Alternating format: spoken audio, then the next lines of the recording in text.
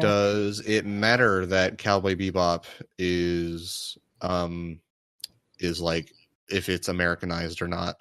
I feel like if you Americanize I thought you were gonna say, "Would it doesn't matter if Cowboy Bebop is white?" And I was gonna, and in my brain I was like gonna fucking Cowboy Bebop sitting at his computer. Cowboy Bebop eating eggs. Well, that was like the instruction manual for the game when it was brought over to America. There was a fucking image of Ed at her computer, and the subtitle said Cowboy Bebop sitting at his computer. That's pretty good. Yeah. Okay.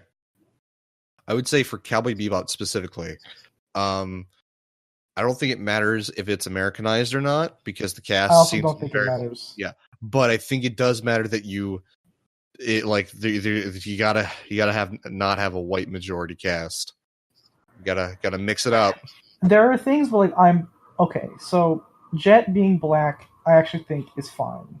No, he's voiced by a black guy in the anime. He's like clearly not black in the anime because there's black characters in the show that look better. Like the way they draw them is very different from how Jet is drawn. But I don't think it matters. That's fine. Spike is literally can be whatever you want it to be. I think the character was based off of a Japanese actor that Shinichiro Watanabe really liked. So again, literally doesn't matter. He could have been any race, and I wouldn't have given a shit. Literally, the only one I think is weird is Faye, because she's the only one that's from a real place with a name. Yeah. She's from Singapore, so she should be Chinese, probably. But instead, she's played by a Hispanic woman in this, which is like, I don't know. Like again, I'm not upset by this really. I just think that that's like kind of dumb. Yeah, like, it's a lot. And they got. You couldn't find any Chinese actresses.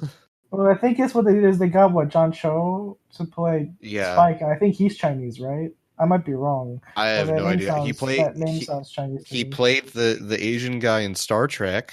Maybe he played Sulu. Yeah, Sulu sounds Chinese. Sulu. I actually don't know where Sulu is from. I'm gonna be real, but he's Korean, Korean American. So sure, maybe they were like, we already have an Asian actor, so. Oh, we can't have too many Asians. We can't have too many Asians. That we need to throw the balance out. We have to have one of each color. Why not have Ed be Hispanic? She's like very tan. Is Ed even in the show? It did say that Ed was going to be in it, but they haven't cast her yet. They better have red hair. They better have red hair. Ed is hard to do. I'm going to say Ed is going to be hard to do. So this is the thing, right? Is that my actual problem with Cowboy Bebop and the live action is that I don't has nothing to do with the casting or live action Netflix adaptation jokes or anything like that. I think it 100% has to do with this, like, there's no way to do it correctly. Like, because what is Cowboy Bebop, right? It's episodic. Yep. It's episodic, and it's like it kind of like was lightning in a bottle, right? It was a really weird like combination of like Hong Kong cinema and film noir and like kung fu movies and all this like westerns and sci-fi, right? Mm-hmm.